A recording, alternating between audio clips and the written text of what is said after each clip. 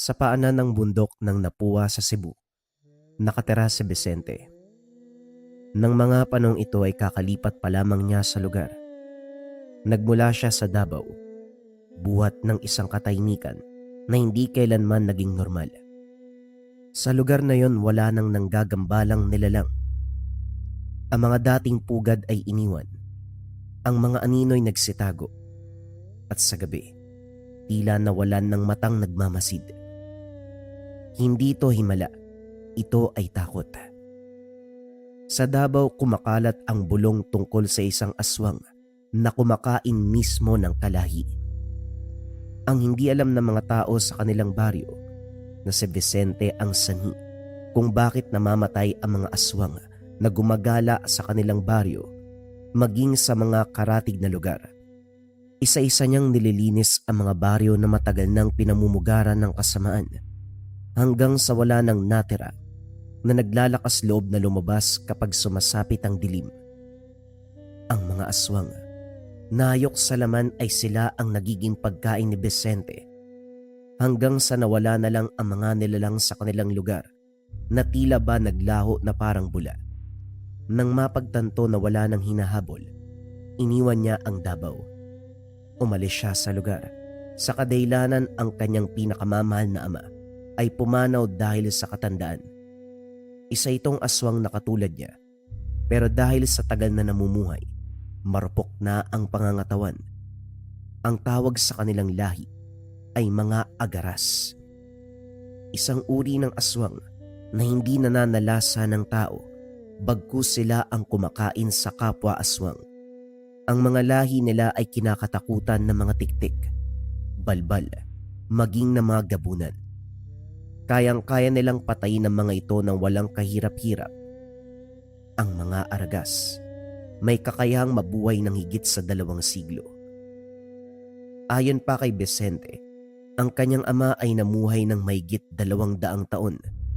Nasaksiyan pa nito ang lahat ng digmaan. Sa ngayon sa kanilang lahi, silang mag-ama na lamang ang natitira. Hindi basta-basta nagpaparami ang mga aragas. Ang kapangyarihan na kumikilala sa tunay na aragas, nangangailangan ng sakripisyo, panahon at pahintulot ng kadiliman. Marami ang nabigo at ang mga nagpumilit ay nauwi sa pagkabaliw o tuluyang nawala sa anyong tao. Upang umiwas sa pansin at sa gutom na patuloy na tumatawag sa gabi, nagtungo si Vicente sa Cebu upang mamuhay ng payapa. Doon siya namuhay bilang isang karaniwang tao, nakisalamuha sa mga mangingisda at mga magsasaka. Pilit kinalimutan ang dugo ng sariling lahi na minsang kumapit sa kanyang mga kamay. Ngunit sa hindi inaasahang pagkakataon, doon niya nasilayan ang muling pag-usbong ng kasamaan. Isa-isang nawawala ang mga bata sa isang liblib na barangay malapit sa baybayin. Ang mga matatanda, bumubulong ng pangalan ni Aling Isabela, isang kilalang albularyo na hindi umano matagal ng patay, ngunit muling nagpapakita tuwing gabi. Kasama niya ang isang balbal na nagngangalang Tomas na ginagamit ang mga nawawalang kaluluwa bilang handog sa mga matandang nilalang na nakatira sa ilalim ng dagat. Isang gabunan na tinatawag nilang Lakang Itim. Naramdaman ni Vicente ang pamilyar na pintig sa kanyang dibdib. Hindi siya nagpunta sa Cebu upang manghuli. Ngunit alam niya, ang mga aragas ay pinipili kung kailan tatawag ang tungkulin. Muling gumalaw ang anino ni Vicente. Sa gabing umalon ang dagat nang walang hangin, muling gumalaw ang anino ni Vicente. Hindi siya nagmamadali. Hinayaan niyang ang dilim ang unang kumilos. Mula sa lilim ng mga niyogan, nasaksiyan niya kung paanong nagbago ang galaw ng mga tao sa baryo. Ang mga ilaw, isa-isang namamatay. Ang mga pintuan ay sinasara kahit wala pang hating gabi. Sa may pangpang, may isang pigurang lumuhod sa buhangin. Si Tomas. Mula sa likod ng mga bato, nakita ni Vicente ang pag-angat ng likod nito. ang unti-unting paglitaw ng balahibo sa kanyang mga bisig at ang pagbaluktot ng mga buto na tila pilit tumatakas sa balat. Ngunit bago pa tuluyang magbago ang anyo ni Tomas, huminto ito. Parang may naaamoy, isang presensyang mas matanda, mas mabigat. Sa kabilang dako ng baybayin, isang lampara ang biglang nagliyab sa kubo ni Aling Isabela. Hindi ito apoy ng langis, apoy na kulay berde, palatandaan ng pagtawag. Ang hangin ay nanlamig at ang dagat ay muling umalon. Ngayon ay mas mabagal, mas malalim. Doon napagtanto ni Vicente na hindi siya nag-iisa sa gabing yun.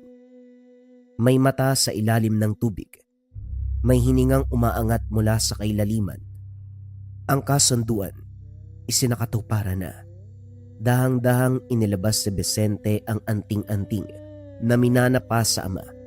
Isang ngiping pinakinis ng panahon at dugo. Kumirot ang kanyang dibdib. Hindi sa takot, kundi sa pamilyar na gutom na matagal niya nang kinimkim. Hindi pa siya kikilos. Hindi, hanggat hindi pa kumpleto ang lahat. Sa dilim ng lugar, sa pagitan ng dagat at lupa, ang hatol ay tahimik na nag-aantay. Biglang huminto ang alon. Sa gitna ng ritual, ang dagat ay tila hinihigop paloob. Parang may hininga sa kailaliman. Umangat ang tubig sa anyong paikot. At mula sa pusod ng dilim, unti-unting lumitaw ang isang anino, mas malaki kaysa sa bangka ng mangingisda. Ang ibabaw ng dagat ay nabiyak. Mula roon, sumulpot ang gabunang lakang itim, katawang tila hinubog mula sa putik at bangkay. Ang mga mata, sa magkabilang gilid ng ulo, at bunganga na puno ng ngipin, na parang sapating ngunit mas matatalim. Umalingaw-ngaw ang boses nito, mabigat at basa, na tila galing sa ilalim ng puno. Ang handog. Napalunok si Tomas habang nanginginig ang kanyang katawan. Si Aling Isabela ay lumuhod. Itinaas ang anting-anting na yari sa buto. Sinimulang bigkasin ang huling bahagi ng ritual. Nang sandaling yun, bumagsak ang dilim. Isang iglap. Ang apoy sa paligid ay namatay. Ang mga simbolo sa buhangin nadurog. Parang winasak ng hindi nakikitang kamay. Isang malalim na ungol ang pumunit sa katahimikan. Hindi mula sa dagat, kundi mula sa lupa. Mula sa mga anino ng nyogan, lumitaw si Vicente. Hindi na siya anyong tao. Ang kanyang katawan ay lumaki at tumigas. Ang mga kalamnan, umumbok na parang hinubog ng bato. Ang kanyang mga ngipin, humaba at kumislap sa liwanag ng buwan. Matutulis na parang punyal. Ang kanyang mga kamay ay naging mga kuko at mahaba, matatalas at tandang pumatay. Mula sa kanyang likuran, humampas ang isang buntot, makapal at baluktot. Parang isang demonyong isinilang sa pagitan ng lupa at impyerno. Tahimik ang kanyang mga mata, walang galit at walang awa. Hindi dito, hindi sa lupa ng mga tao. Wika ni Vicente at napatras si Tomas. Napayaw sa takot. Si Aling Isabela ay napaurong. Ramdam ang bigat ng presensya ng isang aragas. Ang nilalang na kinakatakutan kahit ng mga aswang. Umungol sila kang itim. Ang tubig sa paligid ay nag-alon sa galit. Ngunit sa unang pagkakataon, nag-alinlangan ang gabunan. Naamoy nito ang dugo. Dugong hindi para sa handog, kundi para sa hatol. Isang akbang lang ang ginawa ni Vicente pasulong.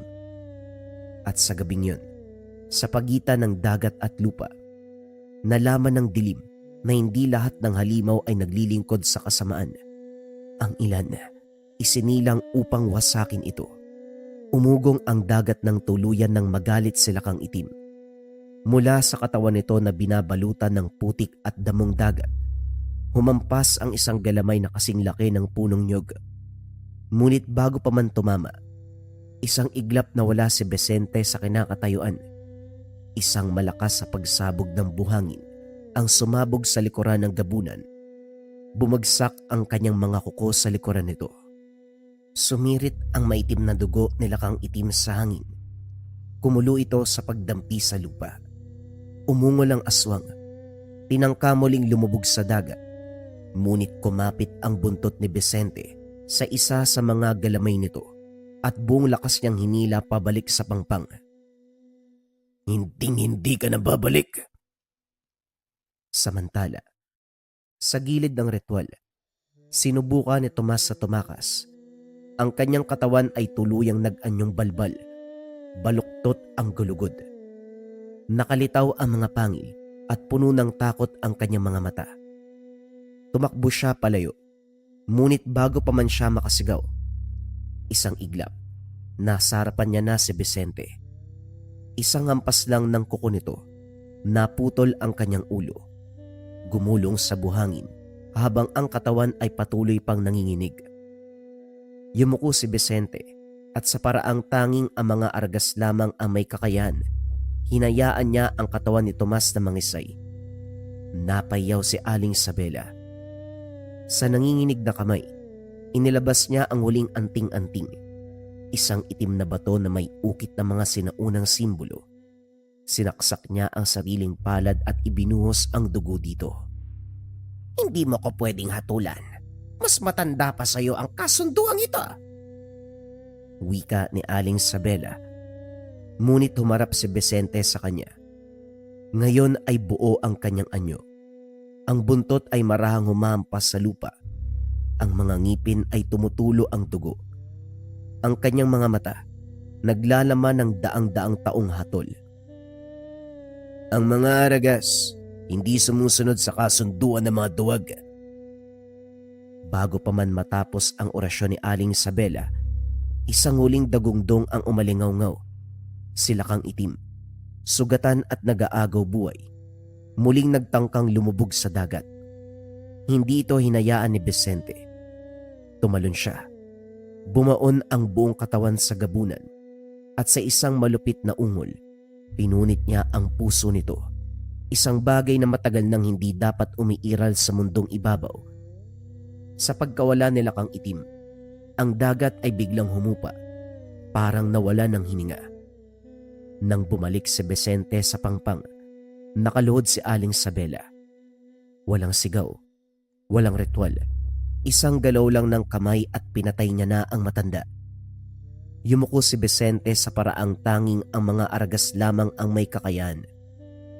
Nilamon niya ang natitirang lakas ng matanda. Binitbit ang mga labi. Dinala sa kanyang bahay para kainin ang mga ito. Pagsapit ng bukang liwayway, natagpuan ng mga tao ang baybayi na payapa. Walang bakas ng dugo, walang bangkay. Tanging abo at mga anting-anting na basag. At sa mga bulong ng matatanda, may bagong alamat na isinilang. Sa tuwing tahimik ang gabi, ligtas sa mga bata, may isang aswang na nagbabantay. Hindi natapos sa gabunang lakang itim ang paglilinis ni Vicente. Nang mga sumunod na gabi, isa-isang lumabas ang mga aswang na matagal nang namumungad sa paligid ng baryo. Mga nilalang na inakalang ligtas sila matapos ang katahimikan. Ngunit para kay Vicente, ang katahimikan ay hindi tanda ng kapayapaan. Ito ay paanyaya sa mga nagtatago. Isang gabi habang nakatambay si Vicente sa labas ng kanyang kubo, may isang busaw na palihim na sumusunod sa mga umuuwi mula sa bukid. Mabilis na nagsara ng bahay si Vicente at nagpalit ng anyo sa gilid ng kanyang bahay. Sinundan niya ang busaw. Habang nakasunod, nakita niya ito sa ilalim ng makapal na puno ng akasya. Dinagit ito ni Vicente. Walang sigaw, walang laban. Pinunit niya ang laman nito at kagad kinain, habang ang natirang mga buto iniwan niyang nakasabit sa mga sanga. Kinaumagahan, Walang aswang ang nangas na pumasok sa gubat na yun. Nang mga sumunod na gabi naman, may isang tiktik na nag-aabang sa bubong ng kapilya. Sa gitna ng gabi, naririnig ng mga tao ang kalabog ng pakpak. Kasunod dito ang isang maikling ungol at sa paanan ng kampanaryo, natagpuan ang mga pakpak na punit-punit. Isang uri ng babala na ang banal na lugar, hindi kanlungan ng kasamaan. Sa ikatlong gabi, ang manananggal na nagtangkang magtago sa anyong tao, isang babaeng tahimik, palaging nakaitim at hindi lumalabas sa umaga. Ngunit sa gabing bumukod ang kanyang katawan, naroon si Vicente. Hindi niya na pinahintulutang makabalik ang kalahati nito. Sa likod ng kubo, iniwan niya ang dalawang bahagi na magkatabi, parang paalala na walang makakatago sa mata ng agaras. Sa gubat ng Nuwapa, unti-unting nabuo ang isang tanawin na hindi kayang ipaliwanag ng tao. Mga butong nakasalansan, mga anting-anting na basag-basag, at mga marka sa kuko ng puno. Para sa mga tao, ito ay bangungot. Para naman sa mga aswang, ito ay hatol. Narinig pa ni Vicente ang mga bulong-bulungan kung sino man ang gumagawa ng mga karumal-dumal na kaganapan. At sa bawat pagdanak ng dugo, lalong lumalalim ang gutom ni Vicente. Hindi gutom ng kasakiman, kundi gutom ng paghatol. Alam niyang hanggat may aswang na lumalabag sa mga hangganan, may isang agaras na gagalaw sa dilim. Si Nuwapa, hindi na kailangan magdasal para sa proteksyon, sapagkat sa tuwing bumibigat ang gabi, nananahimik ang gubat. Alam ng lahat, tao man o aswang, na nagbabantay si Vicente. At sa ilalim ng bundok, ang dilim mismo ang sumusunod sa kanyang mga yapak. Matapos ang sunod-sunod na paglilinis ni Vicente sa Nuwapa, dumating ang panahon kahit ang gubat ay tila nagbabantay na para kay Vicente. Ngunit alam niya na hindi lahat ng kasamaan ay kayang tapusin ng lakas lamang. May mga sumpa na mas malalim kaysa sa kuko, at may mga ritual na hindi kayang pigilan ng dahas. Isang umaga, nabalot ng hamog, may dumating sa baryo na hindi taga roon. Isa siyang matandang lalaki, payat ang pangangatawan, may bitbit na bayong na puno ng mga halamang gamot at anting-anting. Tinatawag niya ang sarili bilang Mang Isko, isang albularyo na naglalakbay mula sa bundok hanggang sa baybayin.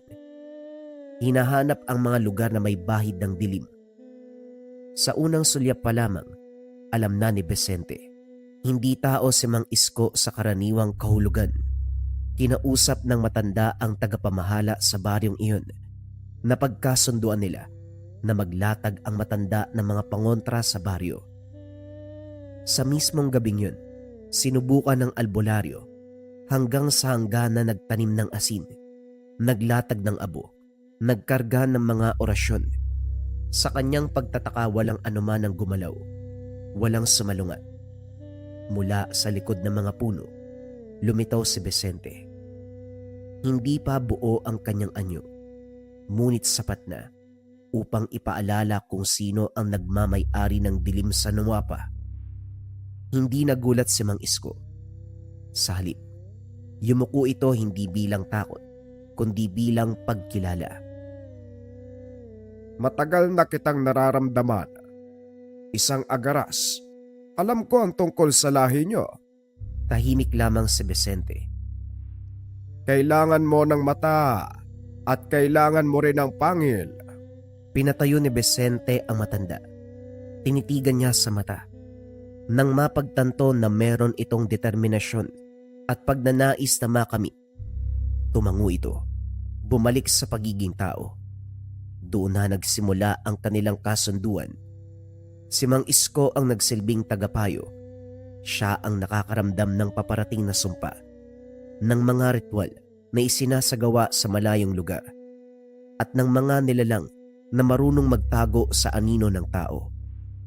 Si Vicente naman ang hatol. ang wakas ng mga aswang na hindi na kayang iligtas. Nang mga sumunod na araw, sabay silang naglakad sa gubat ng Nuapa habang naglalatag si Mang Isko ng mga simbolo at proteksyon. Sinusundan sila ng katahimikan. Ang mga aswang ay umiwas at ang mga naglakas loob hindi na nakita pa. Sa unang pagkakataon sa mahabang panahon, naramdaman ni Vicente na hindi siya nag-iisa sa kanyang paglalakbay. Isang araw, habang nagkakape sila sa ilalim ng lilim ng puno sa tabi ng kubo ni Vicente, nagbahagi ang matanda kung ano ang dahilan kung bakit ito gumagala sa mga baryo. Ayon sa kanya, hindi palaging albularyo si Mang Isko. Noon isa lamang siyang karaniwang lalaki, namumuhay sa isang maliit na baryo sa paanan ng kabundukan. May asawa siya, isang inang na matanda na siyang nagpalaki at nagpaalala sa kanya ng mga sinaunang paniniwala, mga dasal na hindi lang galing sa simbahan kundi sa lupa at sa hangin. Isang gabi, dumating ang mga aswang. Hindi sila nagpakita ng sabay-sabay. Isa-isa nilang kinuha ang takot ng baryo hanggang sa dumating sa punto ang kanilang bahay ang pinasok. Wala nang sigaw na umabot sa kapitbahay. Nang sumikat ang araw, pagdating niya galing sa kaanak sa kabilang baryo, ang naabutan sa bahay ay abo at dugo na lamang, naiwan ng kanyang asawa. Patay. Ang katawan ay nilapastangan bilang alay sa dilim. Nang makita niya ang mga labi, hindi siya umiyak. Sa halip naglakad si Mang Isko papasok ng gubat. Dala ang mga lumang dasal ng kanyang ina. Nilisan niya ang tahanan. Nanirahan sa gubat. Inaral ng inaral ang lahat. Hanggang sa uli natutunan ang mga karunungan. Sa loob ng maraming taon, tinugis niya ang mga aswang na pumatay sa kanyang mag-ina. Hindi siya mabilis. Hindi siya malakas. Ngunit siya ay matyaga. Isa-isa niyang tinunton ang mga bakas. Isang patak ng dugo rito. Isang basag na anting-anting. Hanggang sa unti-unting mabawasan ang mga limaw na minsang sumira sa kanyang buhay. Ngunit alam niya ang hangganan ng lakas. May mga aswang na hindi kayang tapusin ng dasal lamang. Kaya nang maramdaman ang presensya ni Vicente sa Nuapa, isang aragas na kumikilos bilang hatol, alam niyang dumating na ang sagot sa paghiganti. Hindi sila nagtagpo bilang magkaaway. Nagtagpo sila bilang dalawang taong may iisang sugat. Mula noon, si Mang Isko ang nagdadala ng alaala ng mga pinatay at si Vicente ang nagdadala ng wakas. Sa bawat aswang na bumabagsak sa gubat ng Nuapa, hindi lamang hustisya ang natutupad, kundi panata ng isang lalaking nawalan ng lahat. At sa tuwing sinisindihan ni Mang Isko ang insenso para sa kanyang mag-ina, alam niya na hindi sila nag-iisa sa dilim. Matapos ang ilang araw, naging payapa ang kanilang lugar. Si Mang Isko naman, doon na nanirahan pansamantala sa bahay ni Vicente. Hindi lahat ng aswang na pinatay ni Mang Isko ay nagdala ng kapayapaan sa kanyang dibdib. May isa na patuloy na sumusulpot sa kanyang mga panaginip. Isang anyo na hindi niya kailanman nakalimutan. Hindi tulad ng karaniwang balbal o tiktik na umatake dahil sa gutom. Ang aswang na yun, marunong maghintay, matalino at marunong makiramdam. Isang matandang aswang na magaling magtago ng sabulag. Isang gabunan na namumuhay sa baryo na parang isa sa mga tao. Siya ang unang pumasok sa bahay ni Mang Isko. Noong gabing yon hindi para pumatay, kundi para magmarka. Siya ang nagpatikim ng takot sa ina ni Mang Isko. Siya din ang naglatag ng sumpa upang gawing alay ang kanyang asawa. At siya rin ang nag-utos sa iba pang aswang na tapusin ang natitirang buhay sa loob ng bahay. Hindi siya nakita ni Mang Isko ng malinaw noon, ngunit naramdaman niya ang presensya. Ang amoy ng lupa, amoy na bubulok. ang boses na parang pabulong pero umaabot sa buto. Sa Nuapa, muling bumalik ang amoy at pakiramdam. Habang naglalakad sina Vicente at Mang Isko sa gilid ng gubat, biglang huminto ang albularyo. Nanginig ang kanyang kamay habang hinahawakan ang anting-anting. Nararamdaman ko ang presensya niya. Nandito siya. Hindi na umimik si Vicente. Nakiramdam lang din ito sa paligid. Pinakikiramdaman ang presensya ng aswang. Sa kauna-unahang pagkakataon, ang aura ni Mang Isko ay nagbago. Mas mabigat at mas madilim. Hindi na lamang siya albularyo, isa na siyang hukom. Mula sa likod ng mga puno, lumitaw ang isang matandang lalaki na nakasombrero. May tungkod, may ngiting umaabot sa mata. Sa unang tingin, isa lamang siyang ordinaryong tao. Ngunit sa lilim ng buwan, nakita ni Vicente ang tunay na anyo. Mga mata na walang puti, aninong hiwalay sa katawan, at ang ngiti, parang isang aso. Matagal na kitang inaantay. Akala ko hindi ka na babalik. Naniga si Vicente, hindi dahil sa presensya kundi sa anyo. Ang pag-iling ng ulo, ang paraan ng paghawak sa tungkod, maging ang bahagyang pag-angat ng labi kapag nagsasalita ay lahat ay pamilyar. Isang anyo na minsan niya nang nakita. Matagal na panahon na ang nakalipas sa mga alaala. Natawa si Vicente. Bumalik sa kanyang alaala ang naging kalaban ng kanilang kalahi sa Davao. Mga lahi ng Gabunan na may malalim na kaalaman pagdating sa panlilinlang at pagkukulam. Vicente, kaya pala napakapamilyar ng amoy. Siguradong magandang laban to para sa akin. Magiging masarap ang hapunan ko ngayon. Wika ni Vicente habang nagpapalit ng anyo. Biglang bumulusok si Vicente papunta sa matanda. Ngunit sa hindi malamang dahilan, lumusot lamang ito sa katawan ng matanda na parabang isang usok. Usok na naging kulay itim. Sa pagkakataon na yun, muling nagsalita si Salvador. Malapit na bata. Babalikan kita. At sa pagbabalik ko, tuluyan ang mauubos ang lahi ng mga Aragas.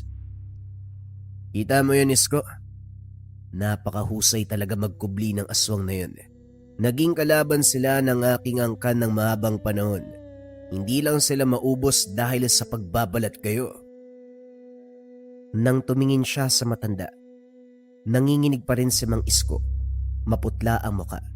Maigpit ang kapit sa tungkod. Na tila ba ito na lamang ang nag-uugnay sa kanya sa lupa. Dahan-dahang inilapag ni Vicente ang isang kamay sa balikat. Magaan ang tawa ngunit mabigat ang tinig. Kumalma ka lang.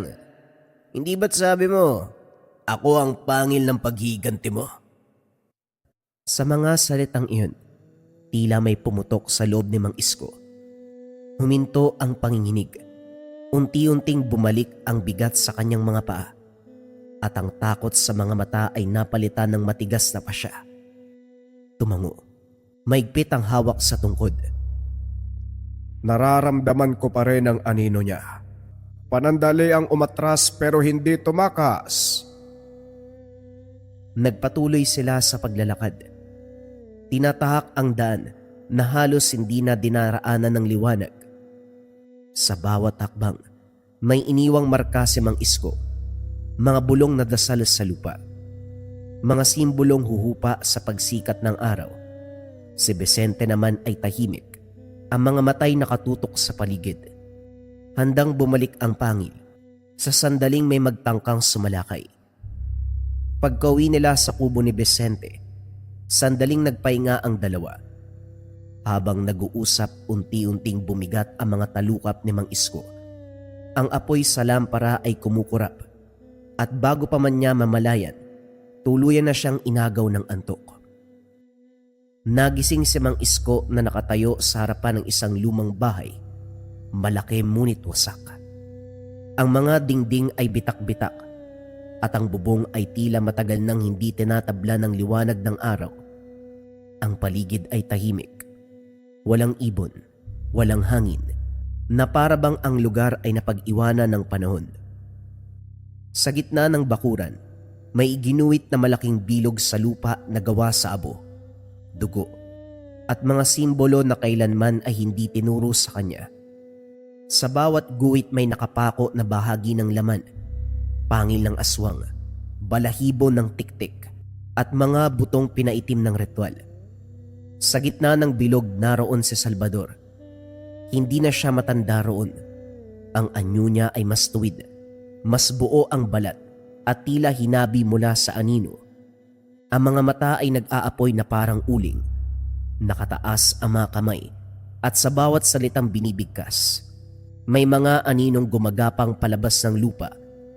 Umuungol, nagmamakaawa, ngunit hindi makaalis sa bilog. Sa dugo ng nilamon ng takot, tinatawag ko ang aking Panginoon, ang dilim na walang pangalan.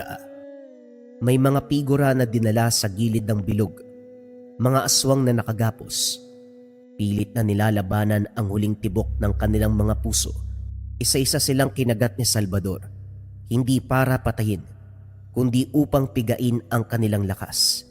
Ang dugo ay dumadaloy sa mga simbolo, at ang bilog ay nagliyab sa itim na apoy.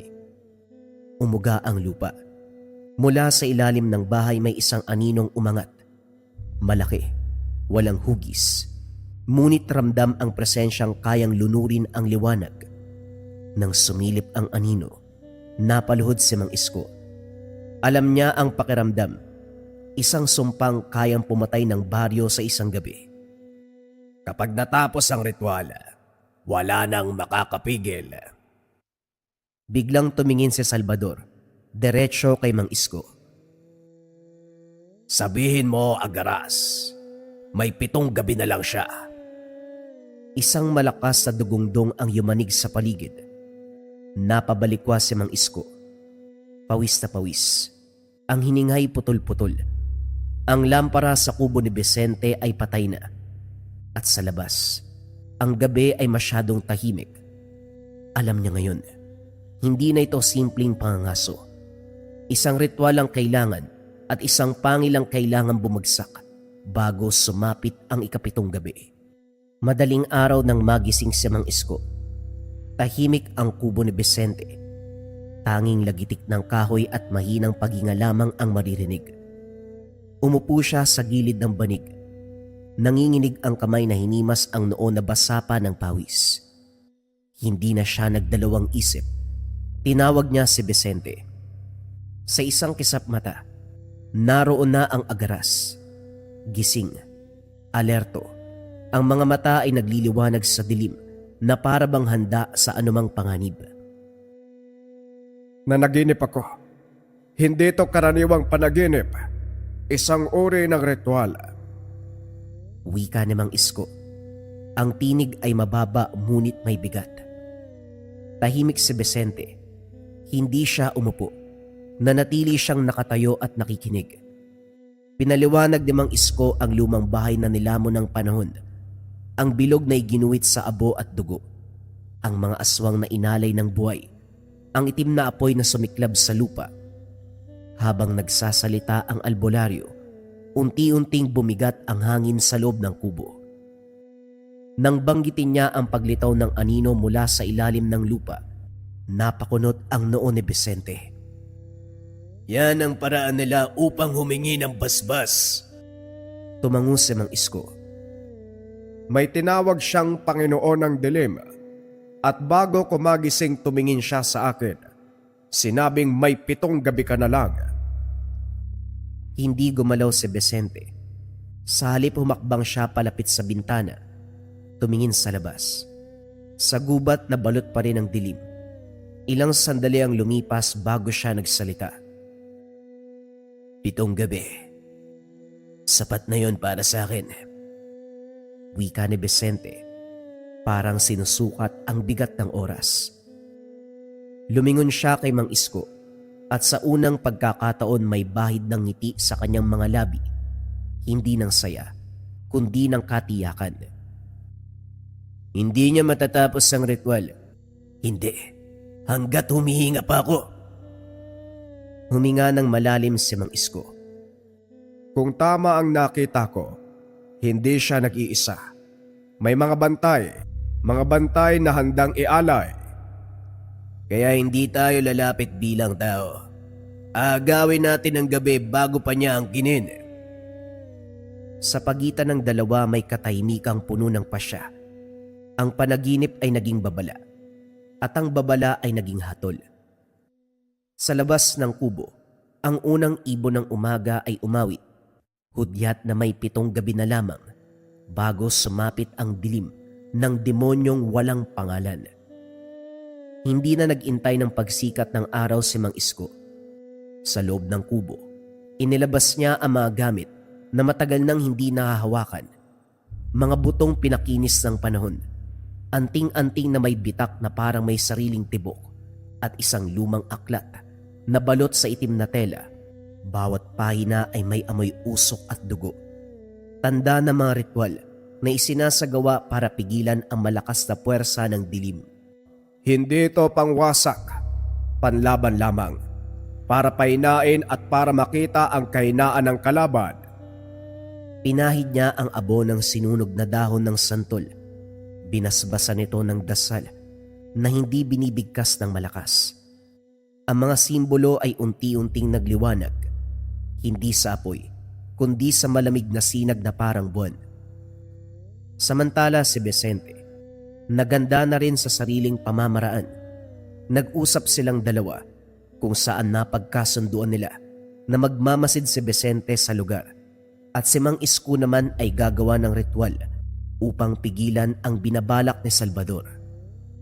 Binagtas ni Vicente ang daan, mag-isang nagtungo sa lumang bahay na nakita sa panaginip ni Mang Isko. Hindi niya itinago ang presensya, hinayaan niyang maramdaman siya ng dilim. Ang mga puno, tila umurong, at ang lupa na tinatapakan, bagyang lumubog sa bigat ng kanyang hakbang. Mula sa lilim ng isang wasak na bakod, pinagbasdan niya ang bahay. Masyado itong tahimik. Walang kuliglig, walang huni ng ibon. Ngunit alam ni Vicente na ang katahimikang iyon ay puno ng pagbabantay. Sa ilalim ng lupa may mga ugat na hindi halaman ang pinagmulan. Sa dingding, may mga anino na hindi tugma sa hugis ng buwan. May gumalaw. Isang figura ang lumitaw sa bintana. Sa ikalawang palapag, isang aswang na hindi buo ang anyo. Tila kalahating katawan nito ay aswang at ang kalahati naman ay laman ng tao. Sinubukan itong sumilip. Ngunit nang magtagpo ang mga mata nila Vicente, napaatras ito na parang nasunog. Hindi pa ngayon, pero pinapangako ko, uubusin ko kayong lahat.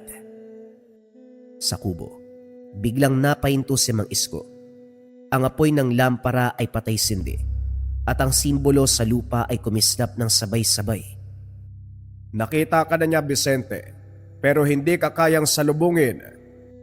Sinundan pala siya ng matanda na tila ba nangungusap ito kay Vicente kahit nasa malayo.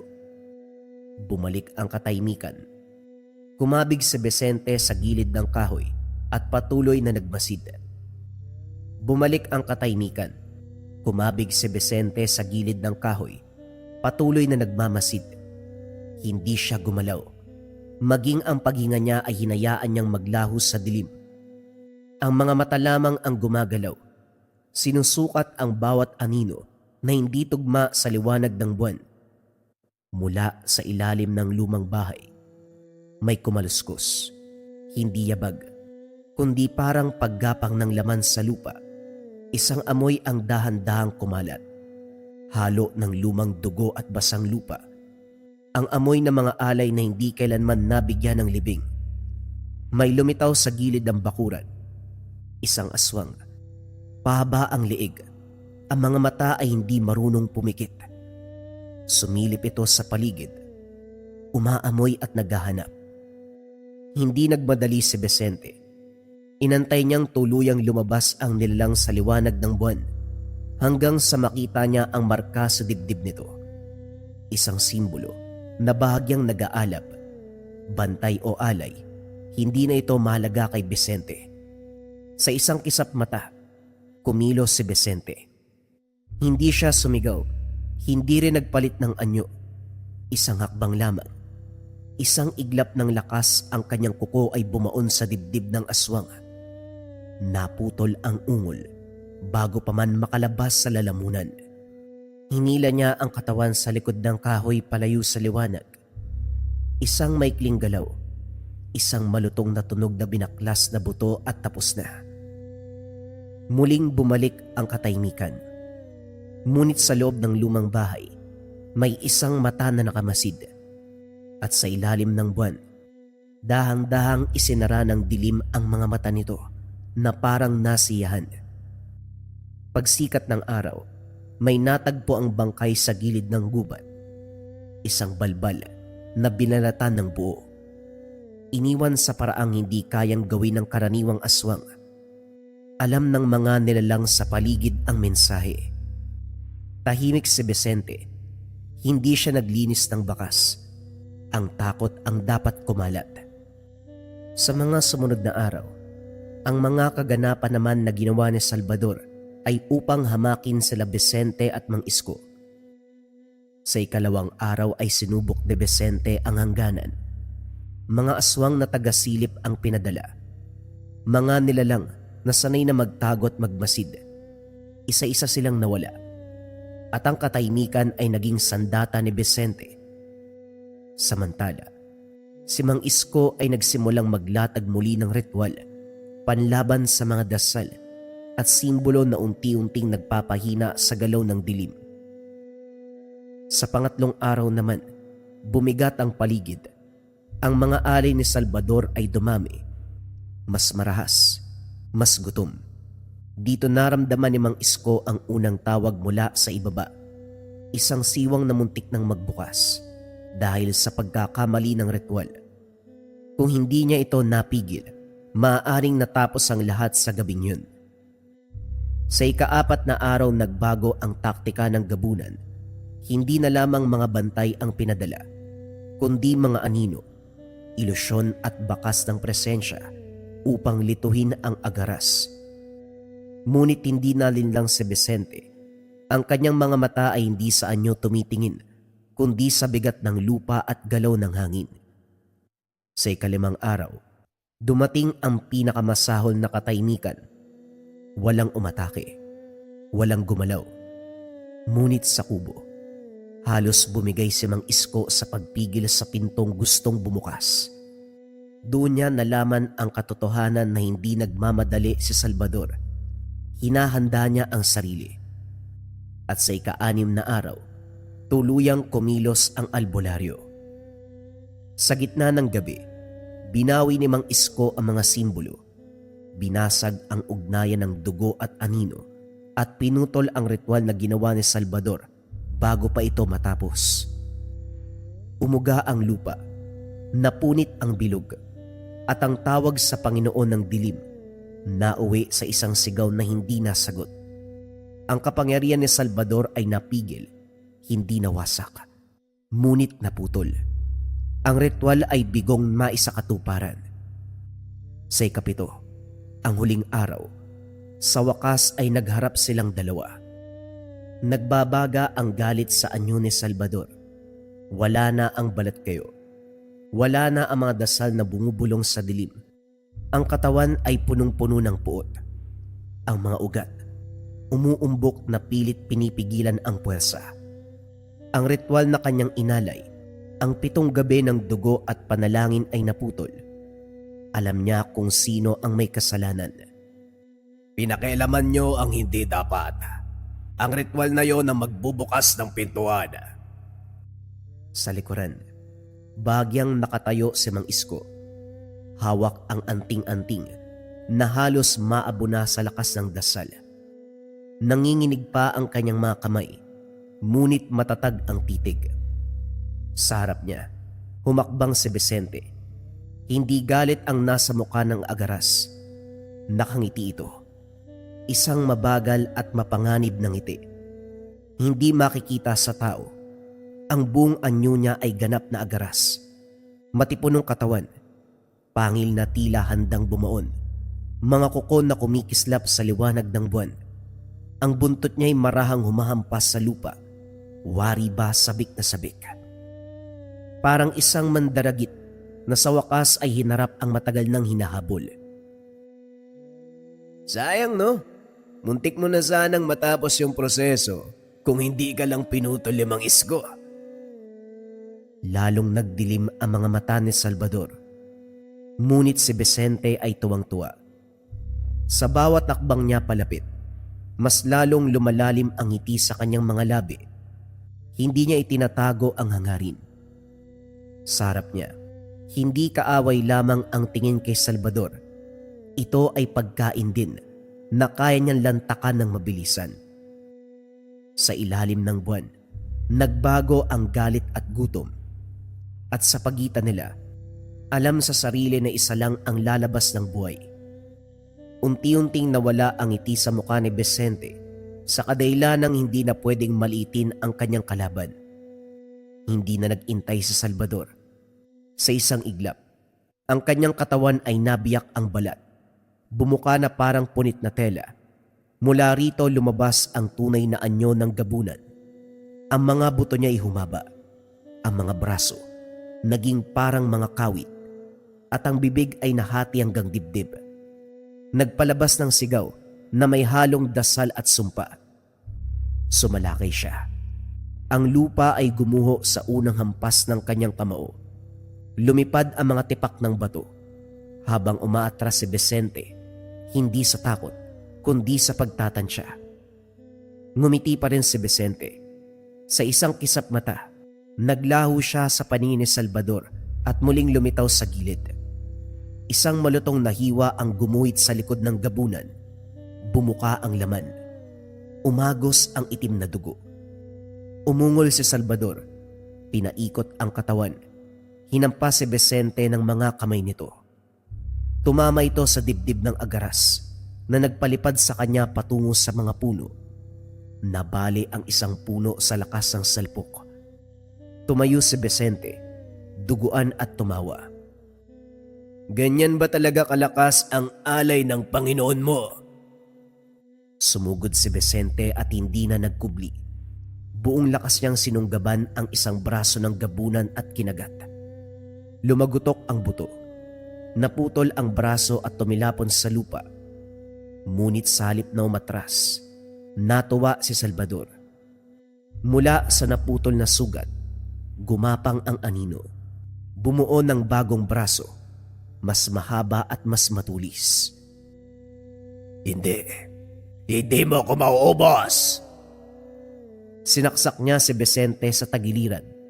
Bumaon ang kuko hanggang laman. Dumugo ang agaras. Tunay na dugo, mainit at mabigat. Huminto ang ngiti ni Vicente pero hindi siya bumitaw. Sa halip hinigpitan niya ang kapit at hinampas ang ulo ni Salvador sa lupa hanggang sa mabiyak ang lupa sa ilalim nila. Muling tumingin si Salvador, duguan at humihingal. Sa pagkakataong iyon nagbanggaan ang titig nila. Hindi ito laban ng lakas lamang, ito ay laban ng lahi. Sumigaw si Salvador at binigkas ang isang lumang sumpa. Umikot ang hangin, nagdilim ang langit at ang lupa ay nagsimulang bumaon.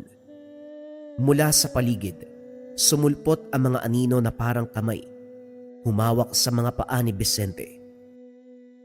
Ngumiti si Vicente. Isang malalim na ungol ang lumabas sa kanyang dibdib. Ang ungol ng agaras. Isang malakas na hampas ng buntot. Naputol ang mga anino. Tumalon siya. Umikot sa ere. Direktang lumusob sa dibdib ni Salvador. Hindi siya kumagat. Sinunggaban niya ang puso. Isang sigaw ang umalingaw-ngaw. Sigaw ng galit, ng pagkabigo, na inakalang katapusan na ng kapangyarihan. Habang hawak ang pumipintig na puso, Lumapit si Vicente sa mukha ni Salvador. Ngayon uubusin kita. Hanggang sa makontento ako. Isang malakas na piga. Tumigil ang pintig. Bumagsak si Salvador sa lupa. Ang katawan ay unti-unting nawala ng lakas. Ilang segundo ang lumipas na walan ito ng buhay. Matapos noon ay nilantakan ito ni Vicente sa harap mismo ng matanda. Muntik pa itong maduwal. Naging tahimik ang gubat matapos ng kaganapan. Unti-unting bumalik sa anyong tao si Vicente. Duguan, sugatan, ngunit nakatayo. Sa hindi kalayuan napalod si Mang Isko. Nangingilid ang luha. Sa ilalim ng buwan natapos ang kanilang laban. Sa dilim muling natutunan ng mga aswang ang takot dahil may nilalang na kumakain ng sarili niyang kalahi. Sanwa pa kahit sa makabagong panahon. Tahimik ang gabi at ang takot sa mga aswang ay nanatili. Ngunit hindi dahil sa galit, kundi dahil sa hatol ng isang nilalang na mas malakas kumpara sa dilim. At sa bawat henerasyon, ang kwento ng Agaras ay pinapasa, hindi bilang kwento ng takot lamang, kundi bilang matinding paalala na maging ang mga aswang na kinakatakutan ng mga tao, sila ay meron ding kinakatakutan. Parehong lahi ng aswang na kung tawagin ay Agaras. Naospital yung mangkukulam matapos magsuot ng kabayan natin ng marahuyo bracelet. Sobrang bilis ng epekto ng marahuyo sa kabayan natin kasi matagal na daw silang ginagambala ng mangkukulam na yun. So makto pagsuot, nagrebuelta kaagad yung gamit. Naospital yung mangkukulam. Isa yan sa pinaka-trending na patotoo ng marahuyo bracelets natin, kabayan. Marami pa yan. Marami tayong kabayan na natulungan. Payapa na yung pagtulog nila sa gabi. Madalas kasi doon sila ginagambala. Nagigising ng alanganing oras, may mga nakikitang shadows, anino. Yung iba meron pang pangangati. Matapos masuot yung marahuyo, nawala lahat yon, kabayan. Kasi ang marahuyo natin depende sa espiritual. Kontrakulam, barang, tigalpo, palipadangin, usog, o kahit anong masamang uri ng sumpa. Lagi nyo rin tatandaan, mga kabayan, ang nagpatrend sa marahuyo, rebuelta or sumbalik. Kung naman yung sumpa na ibinigay sa inyo, ibabalik doon sa taong nagbigay. Kung interesado ka sa marahuyo, kabayan, check mo yung yellow basket sa baba or visit mo lang yung shop ng Lika Merchandise. Mag-ingat sa mga scammers.